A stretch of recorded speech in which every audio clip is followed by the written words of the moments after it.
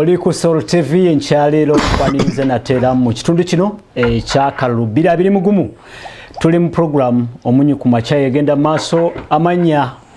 testesi nze tusima Apollo mu studio zimaze okutuuza abagenyi baffe tule neera mu kisawo ky'ebyobufuzi bitambula bitya wano ne wali aniyetegese obulungi nga tunulidde akalulu ka 2 akatajja kuba kangu olw'embeera ekirwadde ekya COVID-19 nkubuuzaako nti wasuzeyo teyo nyabo oba ssebo program eno segment ekutuukako Monday to Friday sawa 2 paka sawa 3 era bibeera bya bufuzi butereevu. Jakubanga negatibwako timu eyatambudde neera mu bitundu ebyewakiso era tunule ku nsonga z'ebifuzi ez'enjawulo tulabyeko bannabyabufuzi ab'emulugunya wano ne wali mu kibiina ekijja ekya National Unity Platform omuliro gweyongera olw'okuba nti abamu oboolyawo bebitatambulire bulungi mu ntegeka y'okusunsulamu abo banaakwatira ekibiina bendera ku mitendera gy'enjawulo bagamba nti obwenkanya tebwabadde mu ntegeka eyo ey'okusunsula aba flag bearers ku mitendera egy'enjawulo n'ebibiina ebirala era ensonga zigendera ddala mu maaso ekibiina ekiri mu buyinza ekya National Resistance Movement twalabako nga mu ntegeka ey'okukakasa flag bearer waabwe bakunganyiza emikono egisukka million 5 bagitute ku kitebe ekya akakiiko k'ebyokulonda mu ggwanga Electoral Commission mu bitundu by'entinda nga bagamba nti ffe owaffe ekyaffe tulinga abakimaliriza olw'okuba nti emikono egyali gyetaagibwa gyalinga mitonotono okusinziira kuteeka oba ku act ya Presidential Elections Act byandibadde bitundu 2/3 bibiri ku bisatu ebya districts za Uganda 146 ze districts nga 97 naye gye byagweredde bagambye nti bo bakunganyiza emikono kuva mu districts nga 120 mu mukaaga ekiraga nti oboolyawo balina statement enene gye badde batuusa eri ababavuganya naye mu studios maze okwegatibwako Honorable Michael Mabike yaliko omubaka wa Parliament ng'akiikirira ekitundu ekyamakindi East ate mu kiseera kino ali mu kibiina ekya National Unity Platform mu ntegeka eyo ey'okusunsulamu yabadde mu butereevu era kamwanirize musawo nenyini. Honorable nkwaniriza ku Soul TV program omunye ku macha buuza batulaba ku mukutu. Muganda wange Apollo nsanyuse nnyo nate okubeera ku Salt Television abatulaba bannange mwasuze mutya mukuliko egganda lya weekend njagala okubagaliza wiiki ennungi sirema nga bulijjo kulamusa ku bantu abampaniridde ennyo Makindye East constituency constituency yandera mu byobufuzi ali constituency jengero kudama kuchikira mu parliament y'eggwanga abantu be Makindye East constituency waliwo abantu empajiruwaga ate balabi ba Salt television bamanyi kwe bali balaba waliwo omuganda wange center ali awo gaba waliwo omuganda wange mwanyinaze Nasali muganda wange John Mayanja bona bali kansanga kimanyi balaba waliwo mwanyinaze Julie ali awo kabalagala alaba ne muganda w'ekyabi bali awo kibuli balaba bana mwebale nnyo mwebale ddala okumpanirira mwebale nnyo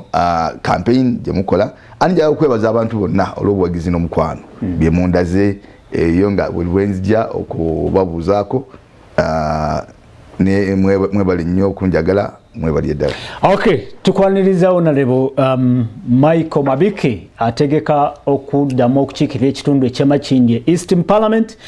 nkugambye nti y'omu ku abadde mu ntegeka ey'okusunsulamu abanaakwatira ekibiina kya National Unity Platform bendera ku level eya Parliament oboolyawo be bitatambulire bulungi tujja kubanga tubyogerako mu program wano wenyini naye nkugambye nti ekibiina ekya National Unity Platform ekibiina ekijja kitukubye muto kyenkyaleero abavuddeyo okwemulugunya mu ntegeka eyo ey'okugaba cards oba flags bandibanga bawerako twalabyeko press conference ku weekend eyatuuziddwa omubaka wa parliament ow'Olubaga North Honorable Moses Kasibante nga yemulugunya ng'agamba nti engeri gye basunsuddemu okumusuula ettale oba oliawo mwabaddemu kyekubiira mwabaddemu okwagaliza abantu abamu mwabaddemu n'okubbira. Twalabyeko ensonga zezimu omubaka owa parliament owa Makindye Ssaabagabo Honorable Sekigozi sajja lya beene naye ensonga bw'atyo bw'ayogera n'abalala bangi mu ntegeka eyo ne tusalawo nti olwaleero katuleete oba oliawo abeetabye mu ntegeka eyo twongere okukuba tooki mu ntegeka nga bwe zatambudde. Honorable kulika nka sisobola kayita kalulu okusoosolamu kakati sebo kulika ekintu kakati omanye ebyo kugamba waliwo ekintu kyoyita to improvise oteekewo ekintu kifaananeko nga kiri kitegeera yabadde kuteekawo kintu ekifaananako nga kiri naye si kyekiri tebyavudde bulungi era bwe bityo bibeera ekintu kyotaddewo nga kipangirire nga si kyekiri tesobola kubeera kiri. Lwaki ogamba nti kipangirire olw'okuba nti amazima gali nti ensi ekimanyi nti tuli people power. People power kitegeeza amaanyi g'abantu.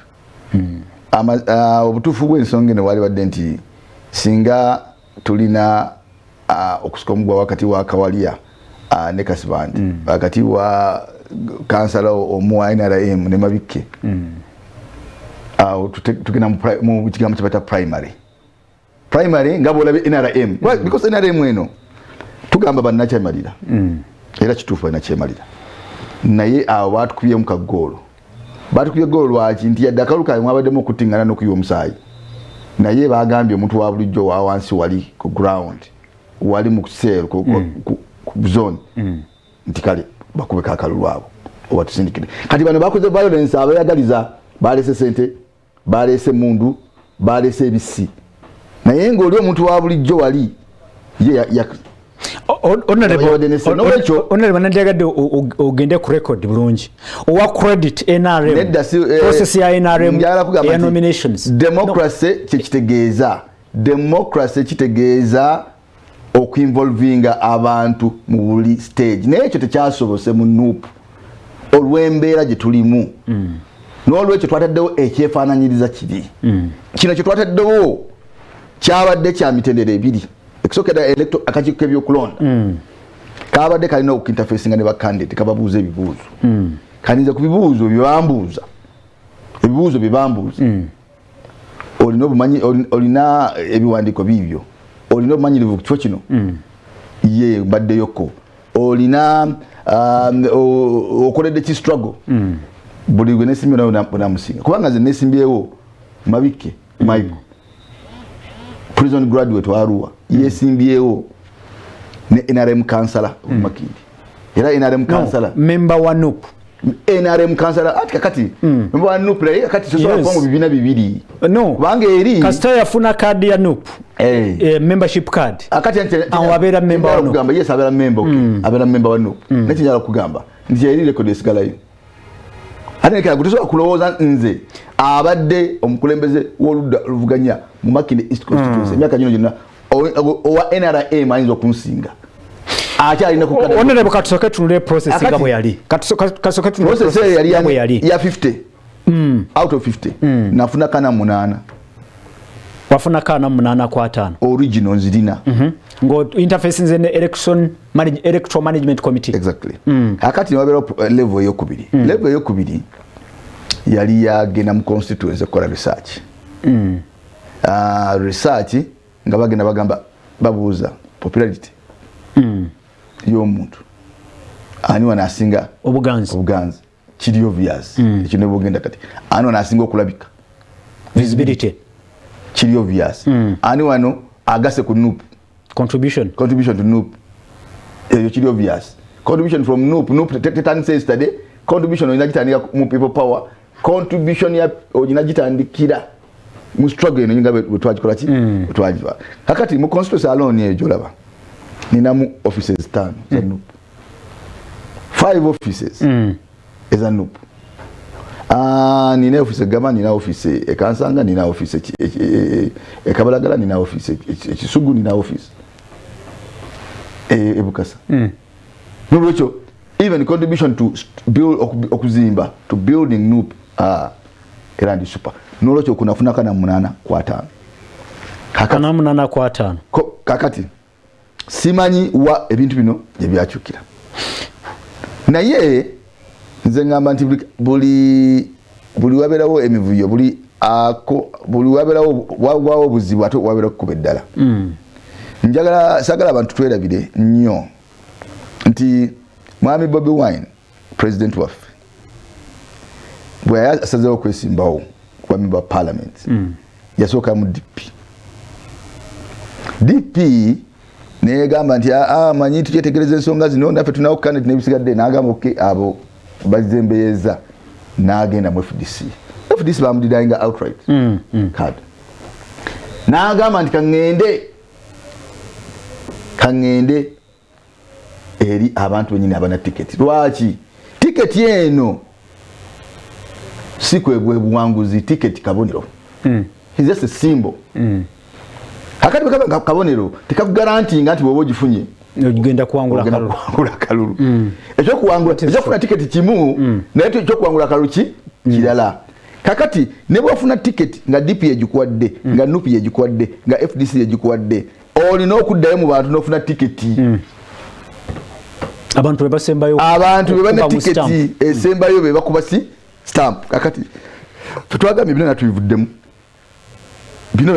kati bino ebyokusunsula tetukyalina budde buno bino ebyanno bino byonna ebyegamba tebampadde tebankoze ki babadde tetukyalina budde bwabe kati tugamba kakati abantu bebana ticket abantu bebalina okusalawo era tugeragera mu bantu tusabe ticket oyogedde nga honorable Kasiba nti wayogedde nti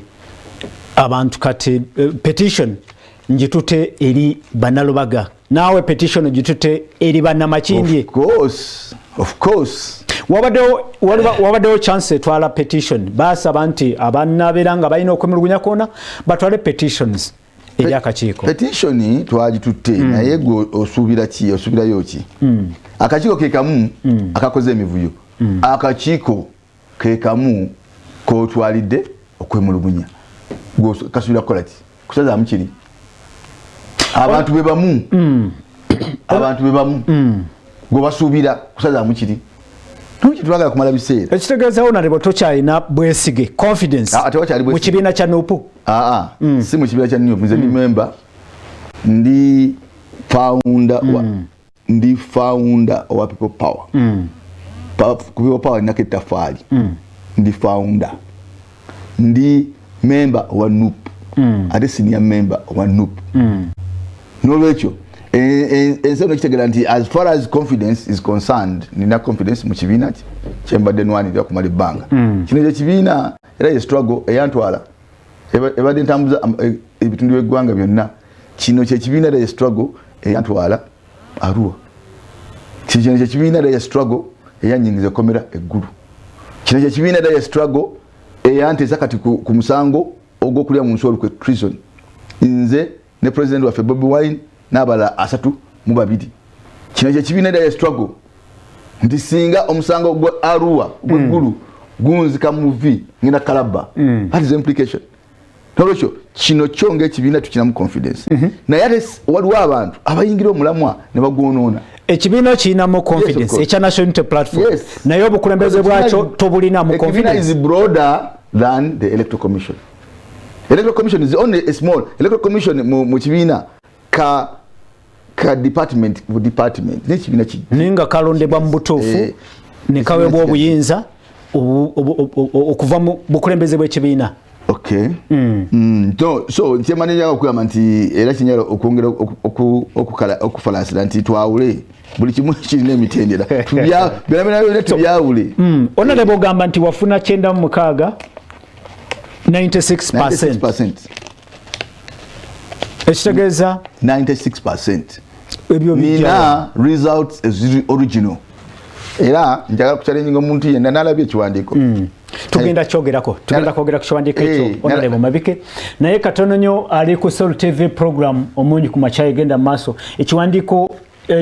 kyolabyeko ku screen yo kyekimu kwebyo tugenda okukubaganyako ebirowoozo. Kibiina kya National Unity Platform kyamaze dda okwanukula Honorable Michael Mabike ono ali mu studios nga bagamba nti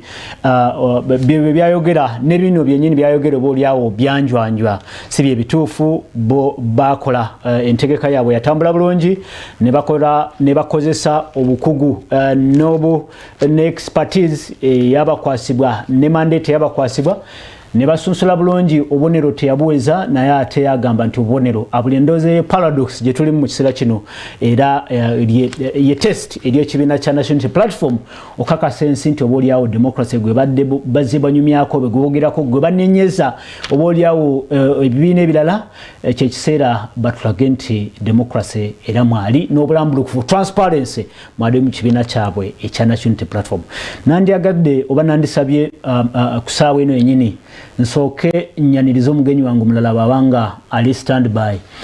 Honorable Nkunyingi Muwada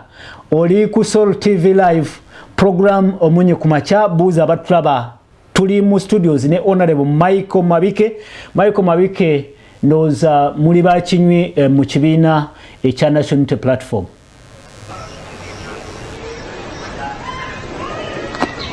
Well, Bannayuganda mwenna abatulaba mbalamusiza naddala Bannakyaddondo East gye nsuubira era gye ngenda okukiikirira ng'omubaka wa Parliament nga nzijidde mu kibiina ekya National Unity Platform. Kye nnenyumirizaamu ennyo nze ndi musanyufu n'enteekateeka z'ekibiina kya National Unity Platform ate era mmanyi ssemateeka waakyo bulungi enkola zonna ze kyagoberedde mu kwezaako okufuna aba flag bearers zaabadde nnambulukufu bulungi. Of course teeka ekitiibwa mu buli muntu alina endowooza ey'enjawulo era muganda wange Mabike muwe ekitiibwa wabula njawukana mu nkola gy'alazeemu butali bumativu bwe. Nina obukakafu nti musajja mutendeke bulungi era emiwaatwa gy'ekibiina bw'abakkiriza mu nfuga ey'amateeka ne constitutionalism ndowooza nti kyandimuyambye nnyo bw'aba alina olutalo sinzigu okulukola ng'ayitira mu ssemateeka w'ekibiina akola okwemulugunya kwe oba ze bayita appeal. Ekibiina kyabadde kirambulukufu nti okwemulugunya okw'enjawulo kibadde kiteekawo obukiiko obw'enjawulo obukwataganya ensonga bwe zityo. Era ndowooza si kituufu kuba nalabyeko ku babaka ba Parliament ababadde n'ensonga ezifaanagana bwe zityo mu constituency ze bazzeemu okulevaluatinga ng'ekibiina kyataddewo obukiiko obw'enjawulo obutafaanagana ne buli obwasooka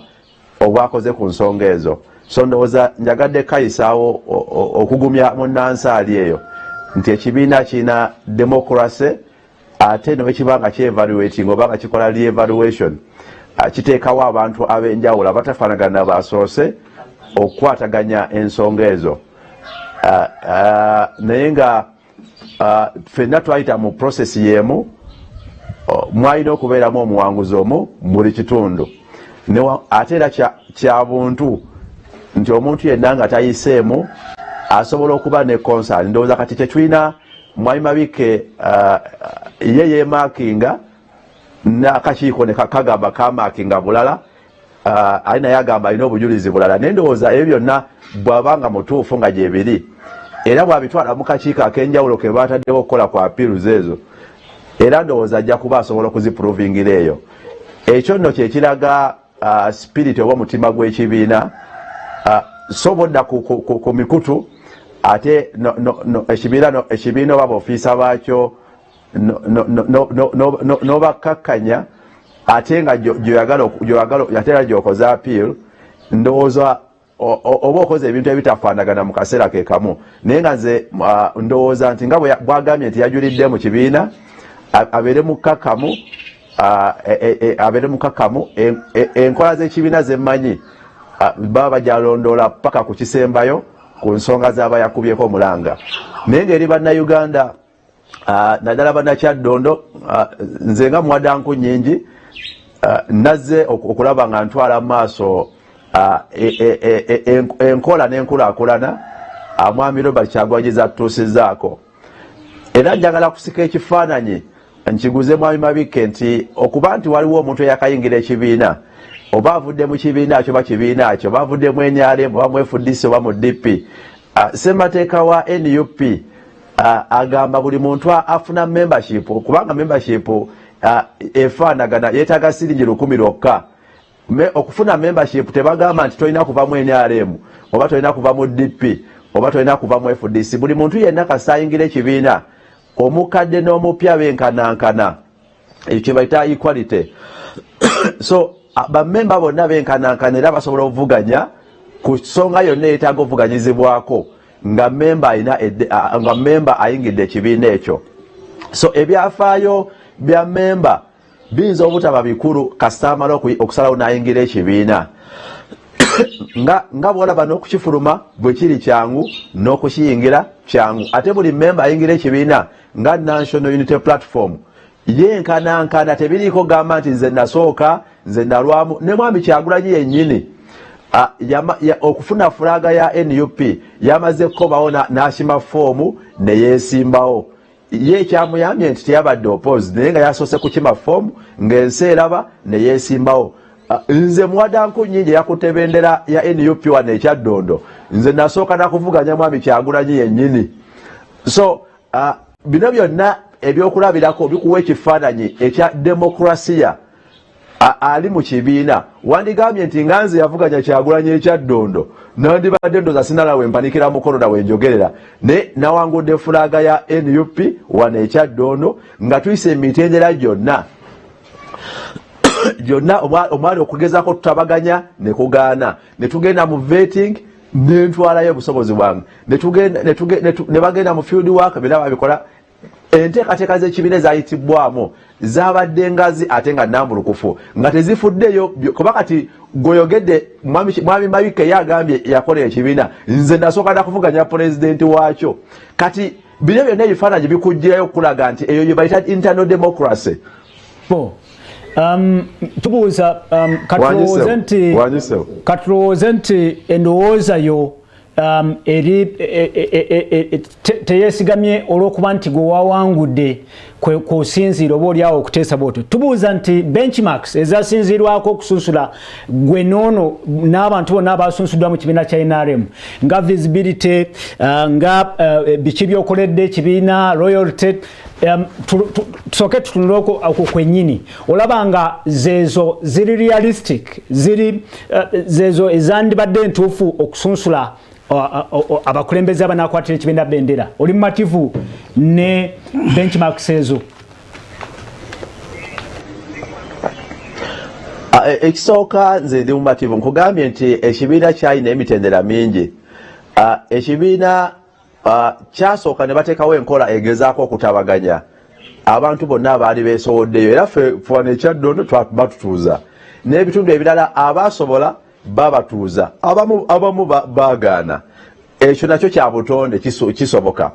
ate abalala tebafuna oba oli awo jjukira mu kaseera bino byonna bigendedde mu maaso etteeka ennongoosereza ne regulations ezayisibwa mu nteekateeka z'ebyokulonda zakkiriza ebibiina okukozesa obukiiko obw'enjawulo obw'ekibiina ogezaako okulaba nga bavaayo bakendeeza ku risiki z'abantu okukwatagana naddala mu kuwona ekirwadde kya covid ekyo no kyayisibwa mu tteeka Mwami Mabike munamateeka manye ereteeka alimanyi n'ennongoosereza ezajja ne regulations ezayisibwa ekyokubiri ekibiina nga NUP kibadde kikola mu lwatu kyalanga mu lujjudde bonna abaagala okukikwatira bendera ku mitendera egy'enjawulo ekyo nno kikolwa kya transparency oba obwerufu abantu ne bajja ne bapiikinga foomu kuba twasookera mu mutendera gwa people power era abantu ne bajja ne bakima foomu nga za people power bwe twafuna ekibiina ekya National Unity Platform ne bagamba nti bw'oba wajjuza foomu za power ng'oyagala kusigalayo gy'oli sigalayo, bw'oba oyagala okuyingira national unity platform jangu ofune membership card atojuze ne form eza national unity platform, oba bw'oba wali independent oba bategeeze ku foomu yo yennyini gye wawaayo bakyuse bakuze mu national unity platform. Eyo era gyali mitendera gya bwerufu, ne batuuka mu mutendera kugamba nti mugezeeko tabagana mwenda gye muli, abamu bagezaako ebitundu ebimu, ne batuuka ku mutendera kugamba nti banaye mujje tubavetinge buli omu yenna. Bannayuganda bonna baali baggyeyo empapula ne bagenda ku kitebe okusunsulwa, buli omu n'obweteefuteefu bwe. Banaye kya bulijjo omuntu newoba nga oli musambi mulungi oyinza okutuuka lwolina okusamba n'ofunamu obukosefukosefu oba obunafu ne lukkuba, kuba kati wano kye tuliko ne lukkuba naye ng'oli musambi mulungi. Vetting yagenda mu maaso, ebibuuzo babibuuzanga mu lulimi Luzungu ate ebibuuzo ebyenjawulo. Of course akapima tutunulira mutendera gwayitibwamu field worker, fena tetwamanya gye bakola ki, twawuliranga bulizi nti ng'olyagaba bambuuziza nno basindika abantu mu field nga gwe candidate oyinza ate bayinza obutakwebuuzaako naye ng'ate beebuuza ku balonzi. Ogenda obigattagatta nga evaluation eyakolebwa nze kanze muwada njikiririzaamu nti yali nambulukufu, yali transparent, ate ndo uzikiriza nti ekibiina nga national unity platform kyalaze kye bayita internal democracy, kyalaze enkola ey'obwerufu, ate ebikolwa by'ekibiina si bikolwa bya muntu omu, wabula ekibiina kibadde kikolera mu organs ne structures ennambike. Ne bagamba nti this is election management committee, kakiiko kalamba, nti eno national executive kakiiko kalamba. So si muntu omu nga individual, wabula kibadde kibiina. Era tewaliwo tubali tugenda ng'ogenda kulaba individual buli obadde odda ku mitendera gyonna ng'osanga ttiimu y'ekibiina ennambulukufu. Si kituufu okupersonalizinga oba okugamba nti omuntu gundi oba gundi, kibadde kibiina n'obukiiko bwakyo obulambulukufu ate obukoze mu bwerufu ng'ensi yonna eraba. Honorable, tujja kubanga tukweyongera mu kitundu ekiddako, tugenda katono break. Honorable Muwada Nkunyingi yategeka okwesimbawo okukiikirira ekitundu kya Dondo East mu Parliament. Mu studios ndine Honorable Michael Mabike naye ategeka kwesimbawo erudde eri mu Makinde East mu ntegeka ey'okulaba nga akomawo okukiikirira ekitundu ekyo olw'okuba nti yaliko mubaka w'ekitundu ekyo. Tugenda maaso n'okwetegereza ebintu nga byatambudde mu kibiina kya National Unity Platform mu ntegeka y'okusunsulamu abanakikwatira bendera, omuvudde amaloboozi agagamba nti oboolyawo demokrasiya teyagobereddwa, transparency yabadde awuliramu ddala so nga ate mwabaddemu n'okugulirira ebyo ebyogerwa. Amayinza tusima Apollo tugende mu kumulamu bwe tukomawo tutandikira wenyini tova ku Sol TV program Omunnyo ku makya.